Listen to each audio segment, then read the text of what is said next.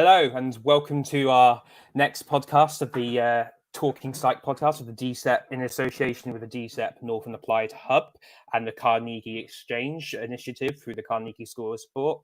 Today, I'm extremely delighted and fortunate to welcome two guests from the University of Lincoln with Dr. Trish Jackman and Rebecca Hawkins. So thank you very much for joining us, both of you.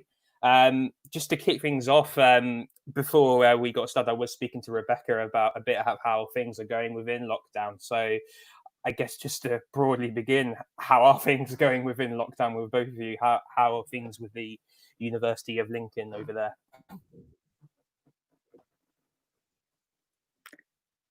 So for me, I guess it's been an interesting experience over the last couple of months, and it's been a real challenge, I guess, in adapting to delivering and assessing largely online over the last couple of months. But I think, everyone's appreciated that it has been a very difficult time, and certainly from an academic perspective, I think, we've had to adapt very rapidly to a very uncertain situation, and one that we certainly couldn't have envisaged would have occurred. And so from that perspective, I think it's just been a case of taking it day by day and week by week. And there are so many uncertainties out there at present that for us, I guess the key focus is just looking at what we can control and trying to continue to do what we do and what we're passionate about, which is, supporting our students and helping them through this time as well.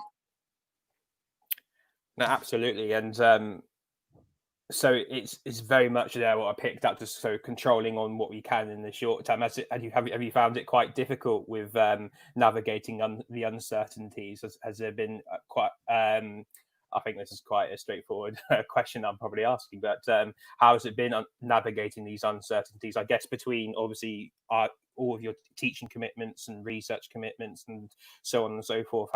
What different challenges has been presented between all of those typically? Yeah, it's been a big challenge. I won't sugarcoat it. The initial change in working from home was enjoyable, and gradually as it's gone on, it's become a little bit more tedious.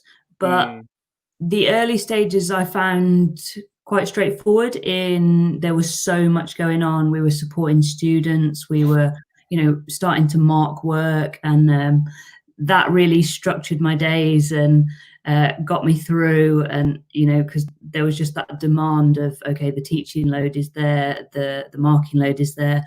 And then I think for me personally, probably anyone shouldn't follow my practice or my structure, but the structure has sort of gone out the window a little bit since the teaching commitments have died down. And to be honest, when you're doing things you enjoy, so when I get to work on my PhD and do some of the research, it's very difficult to stop in the evenings, and the boundaries of my day have definitely become a little bit blurred. Yeah, I can totally empathize with that. I think I had to comment the other day myself personally, is like, give some time to yourself. You're almost not taking too much on. Is that how you're feeling at the moment, Rebecca? Yeah, potentially a little bit. I think that's completely down to myself though, and just wanting to do everything and suddenly feeling like, oh, I've got this time in my day where I'm not commuting to work, I'm not in, we would probably be doing certain like outreach activities with school groups and things to fill our summers, and without that it's almost like a golden opportunity that I just want to make the most of. But I'm not sure that's necessarily the best approach at the minute. I'm going to have to book my annual leave in. Yeah, I'm finding that impossible at the moment as well. I don't know about you two, but it's like when you have it planned in ahead, then coronavirus hits and you're like, oh no, I've suddenly got a larger workload to be working towards. It's definitely been a challenge, I guess, for everyone within academia. And I guess that brings me on to our next point about how you are balancing, I guess, your own well-being during this time, because I think one thing that I feel is quite underappreciated out there, obviously we put the students at the heart of almost everything we do, but I guess with staff well-being as well is also critically important especially during these times. So what kind of strategies have you both been adopting almost to kind of balance that? So for me, I think a lot of green exercise has definitely been key for me. Yeah.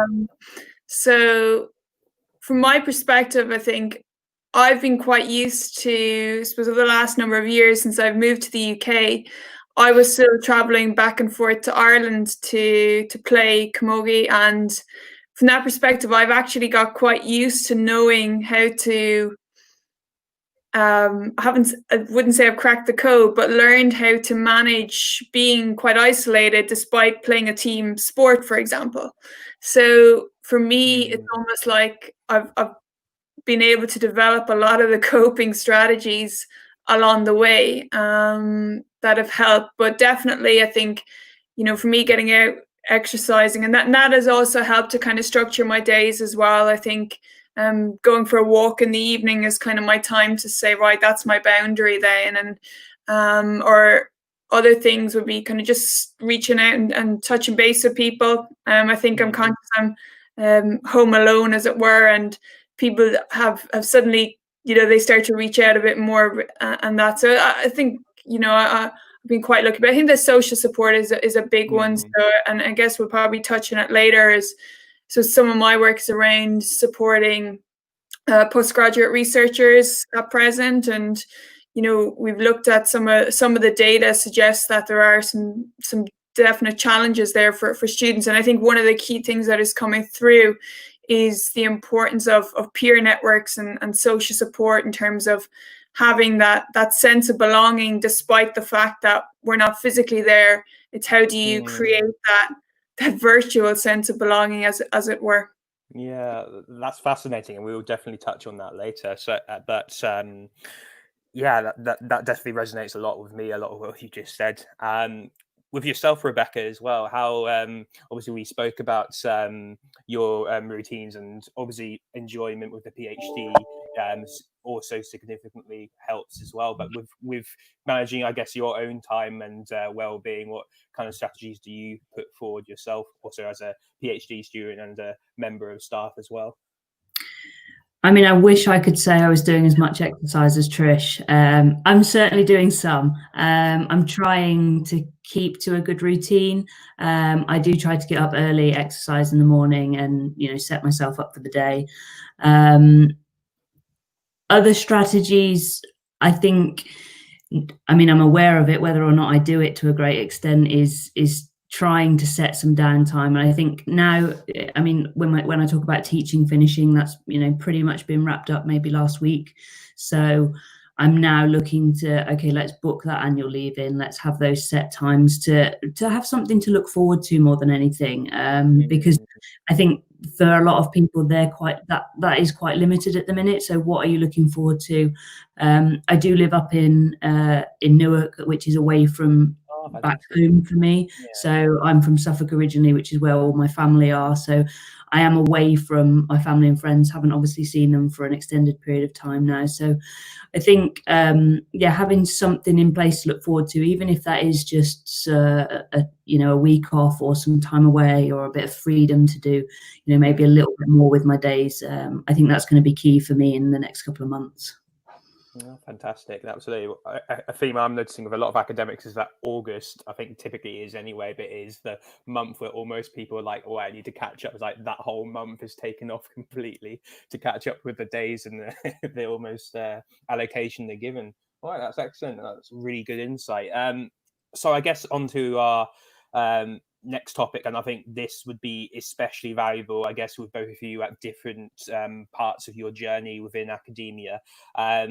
To get a sense from both of you, your career journeys to date and your routes into academia and I guess sport and exercise psychology.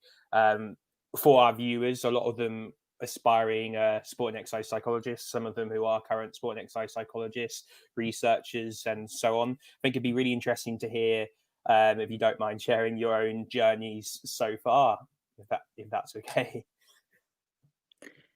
Okay, so to start off with me, my undergraduate degree was a Bachelor of Business in Sport and Recreation Management. So my degree was half business and half sport, but I guess partway through second year, we took a sports psychology module, and that was pretty much, I knew that was the area I was really interested in. Ironically, we didn't actually have research methods for the first 3 years, so it was a 4-year program, but it was actually split into 3 years and then a follow-on year. So we only actually started research methods per se via our dissertation in 4th year. So I got to a stage where I thought I wanted to do something that was going to, put me in a good position to get onto a master's program the following year. That was pretty much my intention. So I thought I'd like to do something different. And very fortuitously, a systematic review came out in the area I was really interested in September of that year. So just as I was going back to uni. And that was a really key point for me. And it happened to be written by Christian Swan, who subsequently went on to be my PhD supervisor. And I really loved the research process that year. I was supervised by Jerry Fitzpatrick in Waterford Institute of Technology, and then decided to continue on and do a master's by research the following year. So that was intended to be a 2-year program. But I suppose partway through that, a PhD opportunity came up at Lincoln.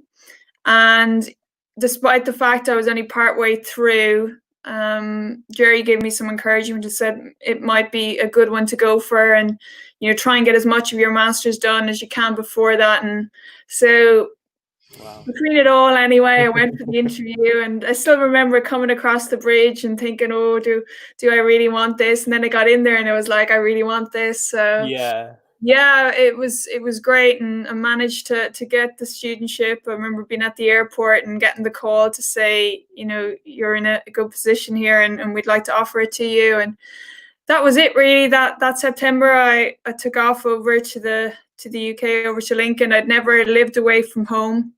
So it was a huge change for me. I'd obviously been playing sport at quite a high level in Gaelic games at the time, and then did my PhD for 3 years. In the final year of my PhD, I did get an opportunity to go out to University of Wollongong for 8-9 weeks, and I worked as a research assistant there, which was great because Christian had relocated to Australia, and it was just great to be in that environment. And I was able to see a lot of the inner workings of the Ahead of the Game project, which headed up by Stuart Vela, and he's done a fantastic job. The team are doing really, really well there, and I've seen they've got a huge part of a huge grant that has been awarded out in Australia a couple of weeks back. So I came back and did my submitted my PhD. So I by that point I'd moved back to Ireland because my accommodation had ended, and I flew over with my PhD and nothing else in my backpack, dropped it off and went back to the airport and flew back over.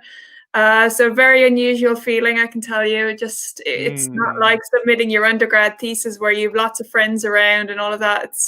It was an unusual experience, but fortunately a job happened to come up at Lincoln that summer, and I applied for it. And a couple of weeks later, mid-September, I interviewed for that. It went really well. And I've been in that job now since September 2017, so almost 3 years now, and really enjoy it. It's been a great environment for me in terms of learning, and very collegiate school. We're not necessarily the biggest school, but we all work well together. So that's a bit of a snapshot of how I got into the area. My focus, I suppose, would be more so on teaching, but also on research. And that's kind of what I'm really passionate about. Oh, thank you for that, Trish. Wow, there was a lot of moments in there, and I guess in reflective practice, what we call critical moments, I suppose, a lot of critical moments that really stand out in our own development. And if you were to choose a few standout moments out of all those that really, I guess, critical moments which really stand out to you in your journey so far, out of all you just shared with us, what really stands out as a kind of shaping experience that you would recall to this day out of all of that? Yeah, I guess definitely Jerry giving me the encouragement to go for the studentship at Lincoln. That would have been a big one, because it wouldn't have been something that would have been on my radar, especially when you're only 8 months into a 2 years master's. So, and just for him to give me the confidence that I could go for something like that, I wasn't really sure how it was going to turn out.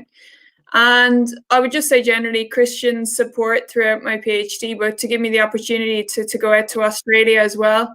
That wasn't only crucial from the point of view of giving me a whole host of other learning opportunities and networking opportunities, but for me it was really important actually, because I found that final year PhD very challenging, and just to have your supervisor there was very reassuring, I think, at that point. So.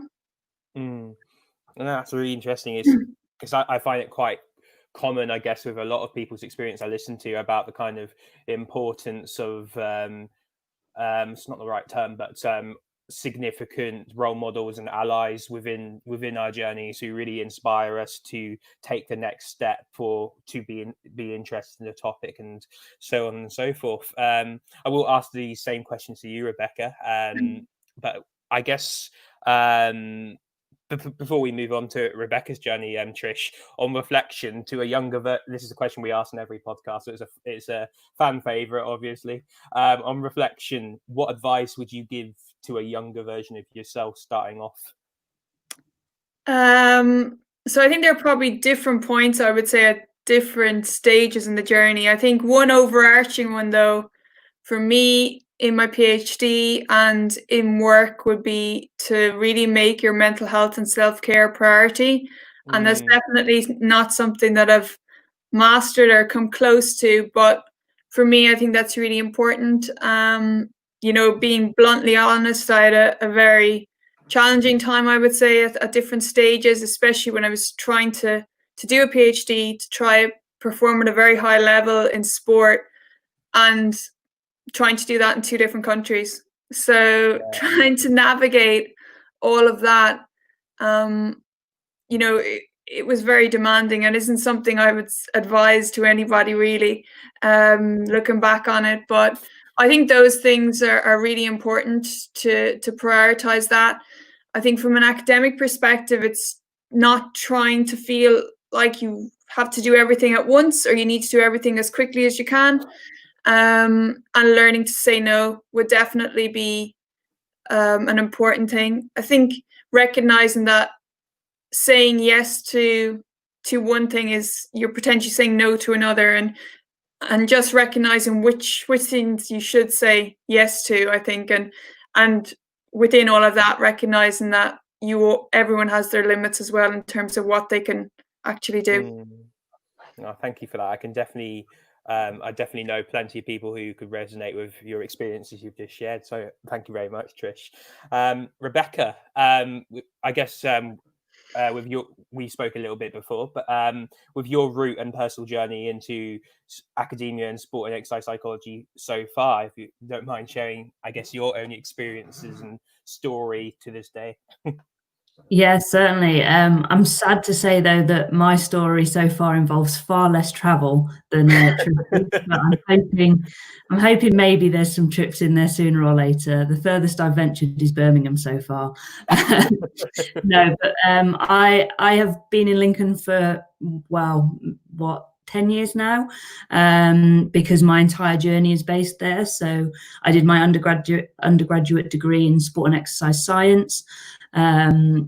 That was a brilliant experience. It's fantastic now, and almost a little bit weird to work with the people that taught me all those years ago. But from having a fantastic time on my undergraduate degree, I decided I did not want to leave. I wasn't ready to leave, and I enjoyed the process of studying, being involved in research. So I continued to pursue that and did a master's at Lincoln as a taught master's. So it was almost just an extension of the undergraduate degree. I still studied a range of disciplines. So I took biomechanics, physiology, psychology, all the way through to master's level. But the whole time, psychology was the main interest and the area I chose to focus on in both my undergraduate dissertation and my master's thesis. The journey then took a slight halt for a little while. I really wasn't sure where it was going. I knew a PhD had always been something I'd aspired to do, wanted to do, but sadly there weren't any opportunities to do so immediately after my master's. So I was actually having a knee operation at the time. Christian Swan, who Trish mentioned, was my master's, or was involved in my master's Viva. Dan Bishop was my master's supervisor, and they kind of agreed to move my Viva forward so that they could accommodate me having a knee operation and going away for a little while. So I had a couple of months of downtime, and then I got a very scary phone call off our head of school offering me some part-time teaching hours. And as much as I was terrified by that perspective, there was no way I was turning that down in any world. So yeah, after completing my master's in October, I then started a role at Lincoln in the January. That involved a part-time teaching role, so I was an associate lecturer, but also I took up the role of a lab technician part-time. So there were two parts to my job that were quite separate. I did that for 6 months. Went really well, enjoyed it, loved, getting to see academia from a different side, rather than being the student, actually being on the other side of the classroom. Giving lectures, all fantastic experience. And from that, I was very fortunate. There was an opportunity to cover another member of staff for a period of time. So I went through a range of roles. I was maternity cover, I was some sick cover, I was then maternity cover again, but all in a lecturing capacity. And then finally, I got a permanent role, must be 2 years ago now, as a lecturer in sport and exercise science, which has subsequently become a lecturer in sport and exercise psychology, once an opportunity permitted for me to really specialise and teach a little bit less research methods, a little bit more of the interesting stuff, really interesting stuff, I should say, in sports psychology. But where the PhD falls, so I'd been in the role about a year doing, my teaching. I'd stopped the role of lab technician after about 6 months and gone full-time teaching. Finally, an opportunity arose to do a PhD. It was a centrally funded PhD, so the university were paying for that, and I was free to sort of do whatever I wanted to do. It was really quite amazing. It wasn't, a topic that was brought to me and, you can research this area. It was, okay, you've got freedom. Here's a PhD. We're willing to fund it. What do you want to do? I was very fortunate at that stage. My original supervisory team was Lee Crust, Adam Cousins, and Christian Swan. And Christian had, just recently started to tap into the area of research that subsequently I've got involved in, and a few ideas then formulated into this PhD journey that I now find myself on, now supervised by Christian Swan, and Trish obviously is my first supervisor. So yeah, that's how I got to where I am. I guess to maybe jump the gun and answer poignant moments and what happened and how I got there, I'm happy to admit there was a little bit of right place, right time, and a little bit of luck in, other circumstances that played a role in me being able to assume a full-time role. But that's how I got where I am. Oh, fantastic. Thank you for sharing that. I think one thing I think myself and quite a few people would be quite interested to know is, in those times, I guess, and you've been a bit back and forth between positions, maternity leave, the kind of bit between masters and then moving on to a PhD, that kind of moment where you're not sure, that there's a bit of uncertainty, you're not sure what to do next. How did you, I think cope might be one word, how did you manage yourself during that time? Because I know there's a lot of aspiring researchers and sport and exercise psychologists during that time are wondering, how can I remain productive when there's not necessarily opportunities out there, and it's almost like a waiting game? How did you navigate those times, so to speak? Yeah, I won't sugarcoat it again. It was difficult. It was challenging. At one point I was on a 2-month contract and I didn't know what was happening at the end of it. But the best advice I can give is, you've got to get recognized, you've got to do the right things and be that person that people can rely on, to get yourself in a position that people realize that you are worth keeping, or worth having involved in projects and things in the future that maybe could allow you to continue a role in that institution or school or department, wherever you are. But it is about working hard, and I put so much into those early years, not that I don't now, but to make an impact. And I wanted to do that job so well that I was the first person that they thought of when another role or another opportunity came up. And I'm hoping I managed to do that, and that all does come from making yourself known, I guess, at undergrad level. And that's essentially what happened. My dissertation supervisor was our head of school. She knew me on a personal level. I was in her ear quite a lot. She knew what I wanted to do. She knew my aspirations. And I think that helped take me forward in that, okay, she had me in her mind about, Rebecca's interested in doing this. Is there scope that we can use her? And then it came about that way. Right. Fantastic. Thank you both for sharing those kind of reflective experiences on your career journeys today. I have no doubt that will be of a lot of use towards some aspiring and also to some current, I guess, academics, if you would give me the use of the word academic there. So moving on to, I guess, the real meat of our podcast and discussion today, to talk about, I guess, your main areas of research. So from a little bit of research I've done before this podcast, and please correct me if I'm wrong, so it will be embarrassing if I have got this wrong. Main areas of research, I guess almost similar to many of your colleagues within your school at Lincoln, within sport and exercise psychology, to do with the concepts of flow, clutch and goal setting, and different aspects of well-being. So I guess almost another opportunity for you to share how your work is developing and what the areas you're currently looking into at this moment of time.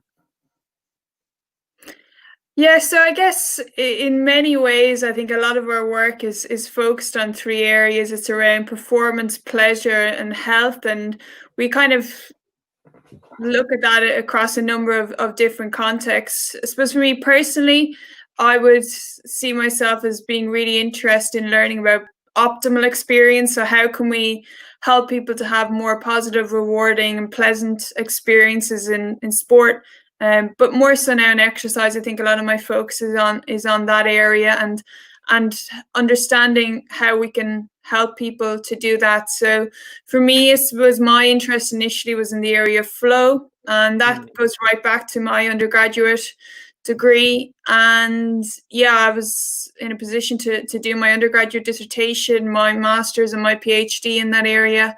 And I suppose partway through my PhD, I started to learn, and I suppose through a lot of the data, that flow wasn't really the complete picture. And I think encouraged by my supervisor, or certainly Christian was very good in terms of encouraging me to think critically, and to think critically about what we knew. And I suppose if we look at some of the work over the last couple of years in terms of refining methods more in our area, so using interviews, for example, that happen really soon after people have really good performances, what we've started to learn is that flow isn't necessarily the complete picture when it comes to the psychology of excellent performance and the experiences people have. And as we started to look into that, there was this kind of second experience, which Christian's works was initially alluded to this notion of making it happen, which is a much more effortful, intense type of state. And I suppose over the last couple of years, we veered towards conceptualizing this as the psychological state that underlies clutch performance. And Matthew Schweikel, who's a PhD student at the University of Wollongong, he published a systematic review over the last couple of weeks on the concept of clutch performance, and that's in International Review of Sport and Exercise Psychology. And I think it's kind of raised some really positive questions, I think, in terms of shifting the field forward, not just from a clutch performance perspective, but also from a flow perspective, and highlighting the importance of really that we need to learn a lot more in these areas, and I think that's something that we're really keen to do. Yeah. And I suppose beyond that as well, within the flow and the clutch work, a lot of it is focused around goals and different types of goals people set. So what I'm also really interested is around the ideas of self-regulation and attentional focus, and that's something that I'm starting to branch into a little bit more. So, you know, work life, people like Noel Brick, for example, and some of his work around attentional focus and how we can look towards kind of theoretical integration in those areas. But I suppose from a sport and exercise perspective, they would be my main areas of work, and obviously working closely with Rebecca on her PhD as well, and also some other work at the university. So also supervising a PhD by Rachel Langbein, which is looking into low energy availability. So a slightly different area for me, but nonetheless a really fascinating project, and one that's really important, I think, in contemporary in terms of you know, the importance of that. But I suppose beyond that as well, my work has also straddled a little bit into kind of well-being, specifically within the workplace. So actually looking at well-being and policing in particular, but also in postgraduate researchers, and that's an area I'm really passionate about. So over the last number of years, I've been working closely with my colleague, Dr. Kelly Sisson. So Kelly and myself, we met at a mental health first aid training course, ironically, for higher education 2 to 3 years ago now. So completely chance meeting, and we spoke about our experiences, and from there we conducted a study last year which looked into changes in well-being over the course of the PhD student journey.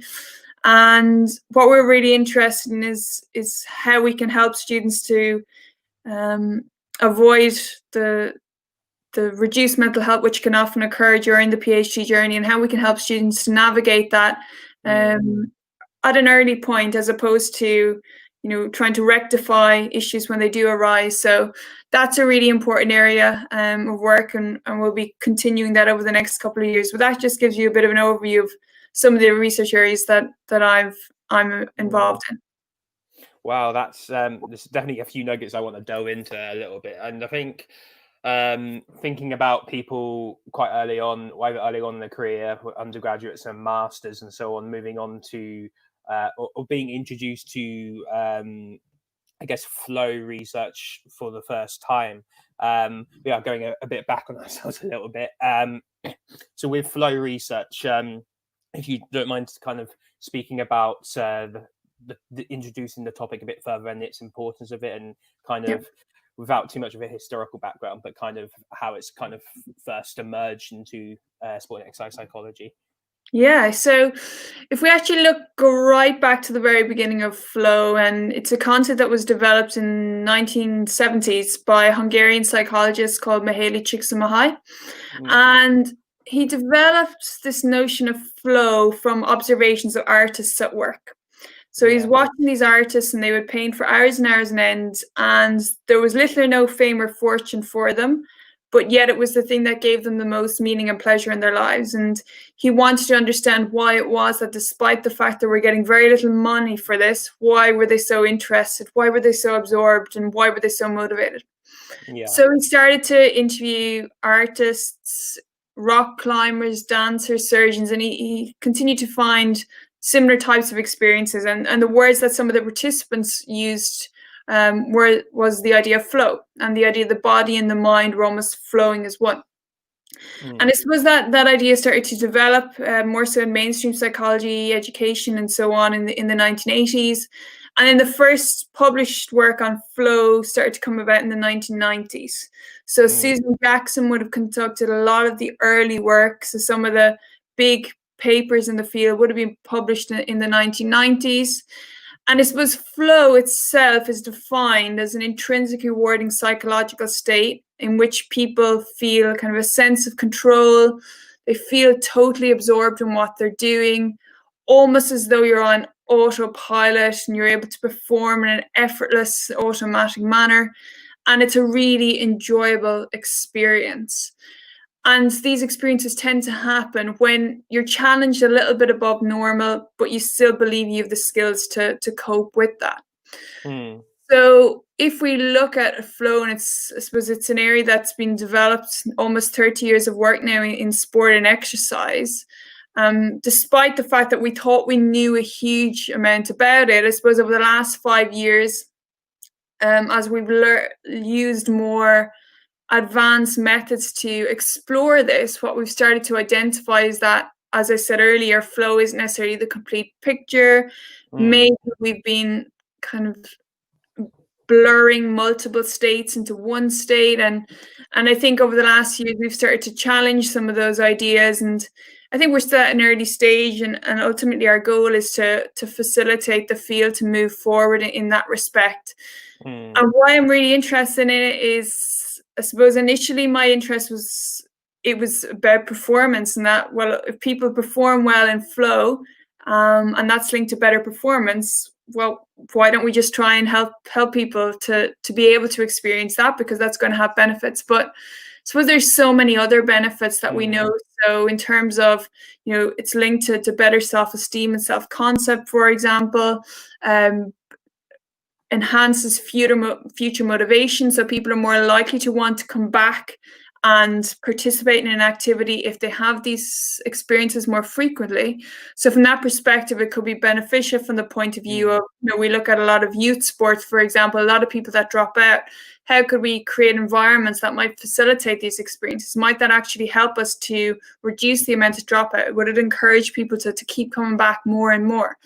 And then also other areas like long-term adherence to exercise. So people who have higher levels of flow in exercise interventions, we found that 6 months later, they tend to be more likely to be the ones who are continuing to engage in the activity.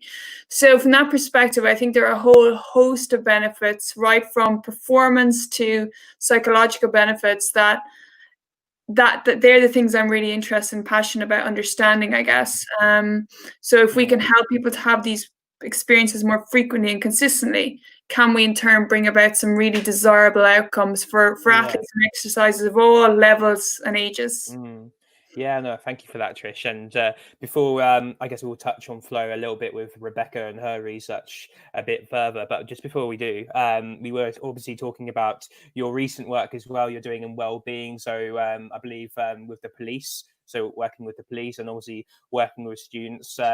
What started kind of that move into that area and your interest in that? And I guess obviously different contexts, but what have been the almost initial findings and key findings you've been finding within those different contexts? Yeah, so I guess a lot of the policing work centered around, I suppose, workplace well-being, and also the role in particular in that work is around social support and understanding the role of social support, why it's so important. So we know, let's say over the last decade or so, there have been huge changes within policing. Austerity and so on has resulted in huge cutbacks. And so for us, it was about establishing the importance of social support and understanding how important it is. And we found some really strong relationships there in terms of the importance of perceived and received support for psychological well-being. And I guess for me, in terms of the PhD student perspective, I guess for me, it's very much about how can we improve the situation that we know is very challenging. So in recent years, we know that PhD student mental health has received a considerable attention. If we look at, some of the research out there suggests that, PhD students more than twice as likely to experience psychological distress than the general population. And I suppose for us, it's understanding why is that the case and how can we go about improving that.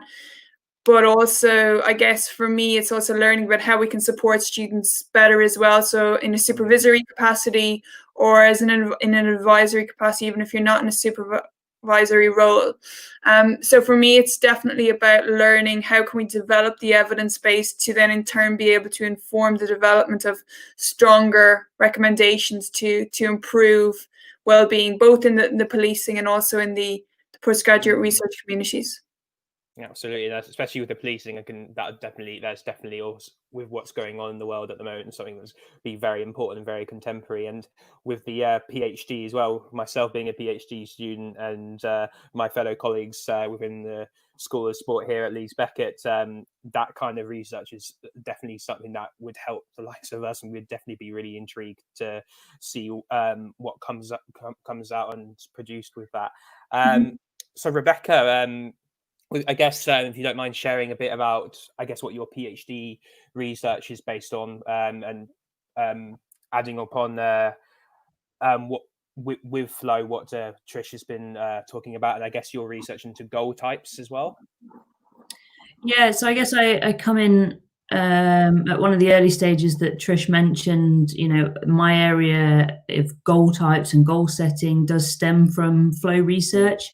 And as Trish mentioned, the different types of goals that people might pursue in order to get into flow or clutch states. So I have been involved in a little bit of flow research with Trish, but really the starting point of the PhD comes from the goal setting and goal types. So some early research in this area a couple of years ago now sort of just posed the question, you know, should we all be adopting these specific challenging goals, you know, these commonly held SMART goals that you see in guidelines? You know, the World Health Organization promote it, the NHS promote it. This is the best practice, and it's widely supported. You know, we've got 30, 40, 50 years worth of research evidence in different settings, in organization, in workplaces, in industry, in sport, in physical activity, to suggest that, yeah, specific challenging goals are the way forward. But as I mentioned a couple of years ago, so Christian Swan, my supervisor, and Simon Rosenbaum first presented this idea that should we use SMART goals for everyone? Should specific challenging goals be considered best practice? And this was based on actually looking at goal setting theory, so some of the original proposals by Locke and Latham. And in that theory, it actually states that specific challenging goals may be harmful at the early stages of learning a complex task. So actually, if you take that theory for what it is, maybe there are some scenarios where people are undertaking something for the first time, or they're dealing with a complex task. And in those instances, actually specific challenging goals or SMART goals might not be beneficial.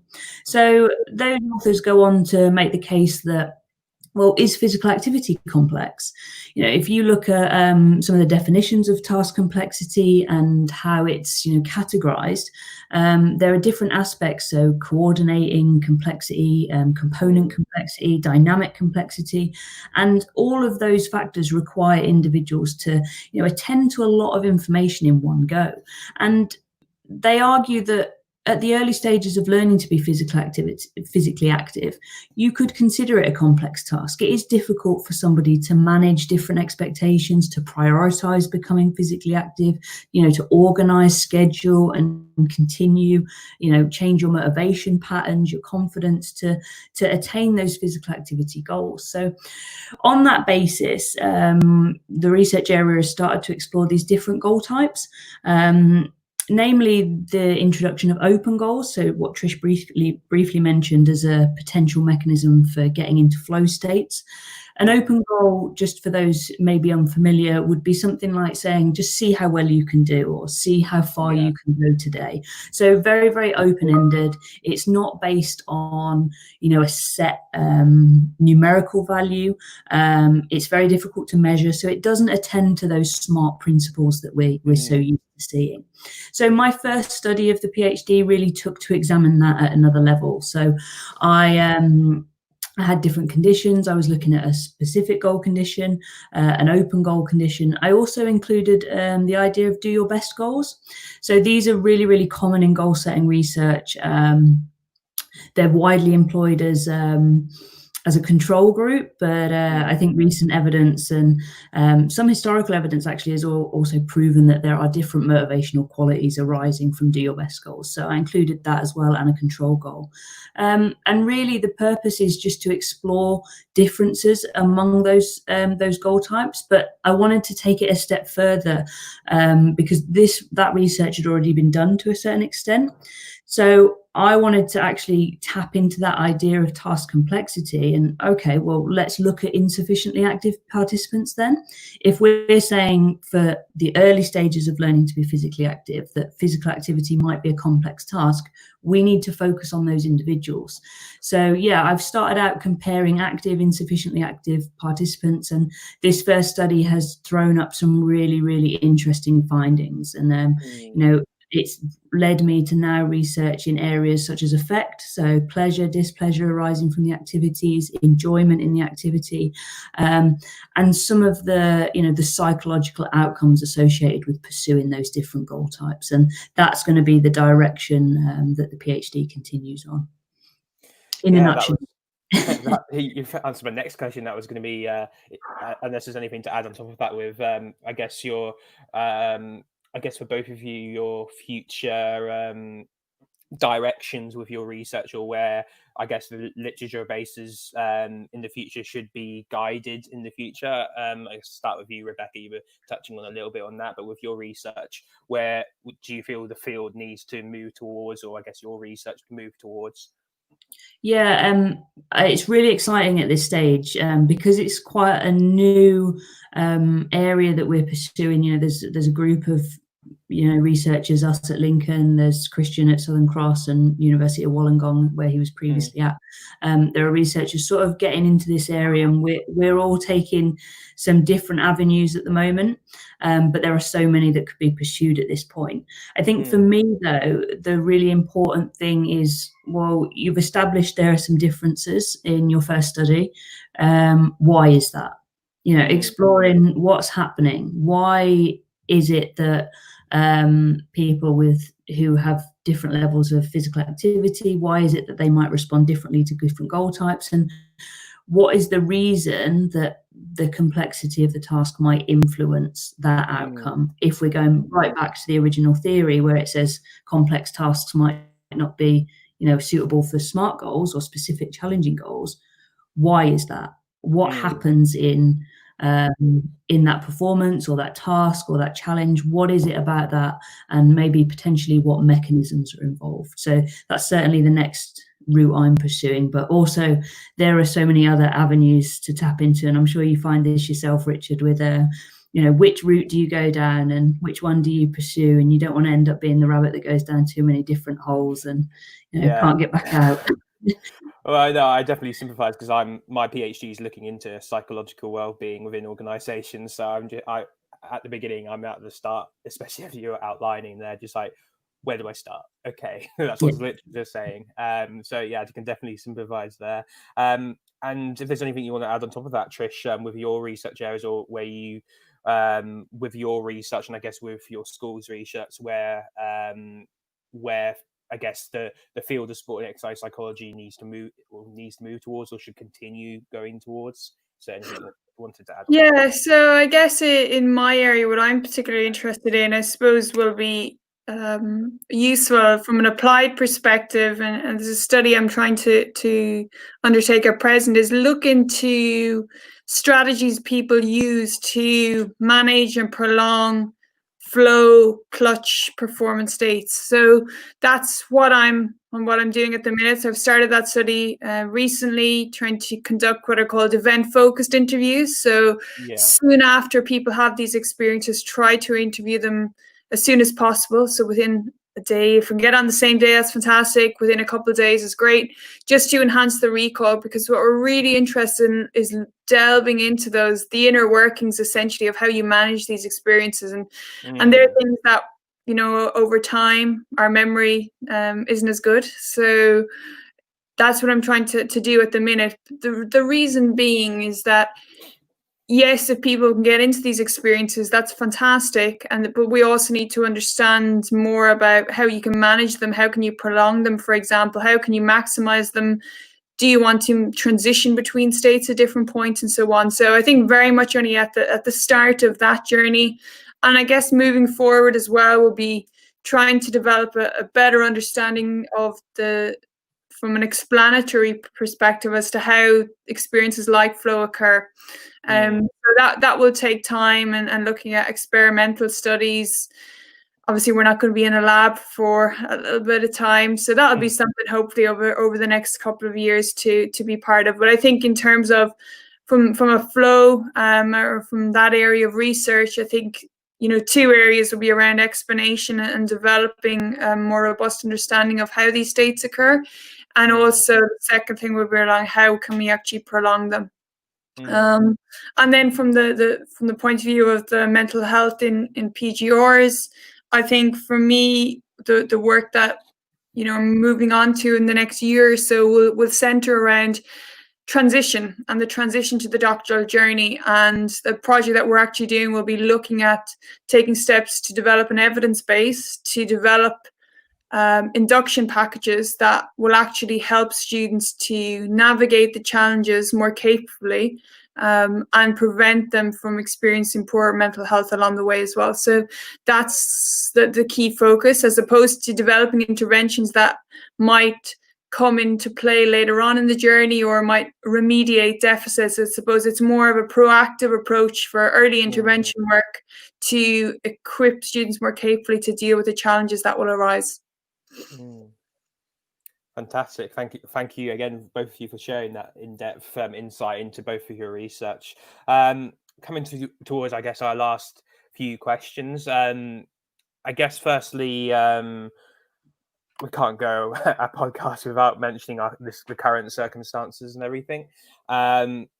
So I guess with your own research, how has current circumstances with the coronavirus and everything affected your own research, and what ways have you navigated around that? I think that would be a key question for a lot of our listeners, whether researchers or practitioners, to know how, obviously, not just how, obviously we know we've spoken about teaching and how we've adapted to that, but especially with research as well, how that has been affected, and what ways have you looked to navigate your way around, I guess, what is these uncertain times for research? So from my perspective, I guess I'd hope to be able to collect data with athletes who are competing.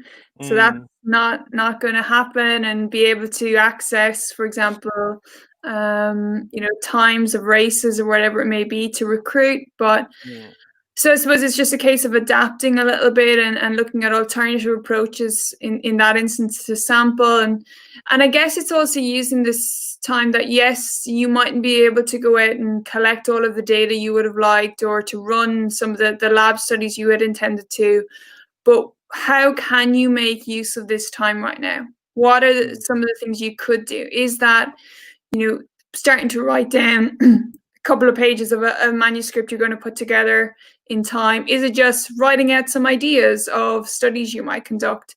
Is it, you know, learning more about funding opportunities or career development opportunities?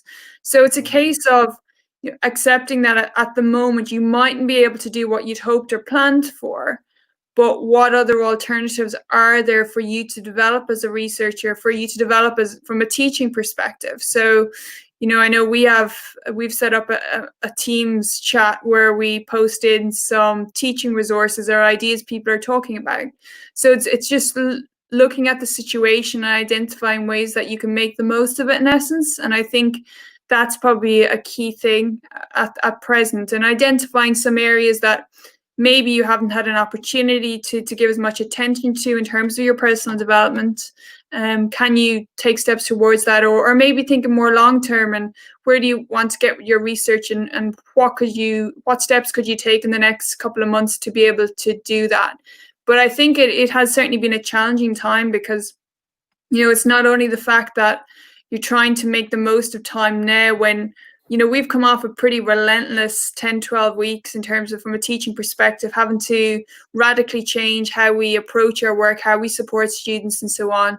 So that has been very challenging. And I suppose we're also conscious of the fact that next year is going to be a year like no other. And it's a case of trying to make the most of the time that you have available to you now, which, you know, generally speaking, I don't think my summer is going to be hugely different. I would also always have prioritized research at this time of year prior to getting back into preparing for teaching.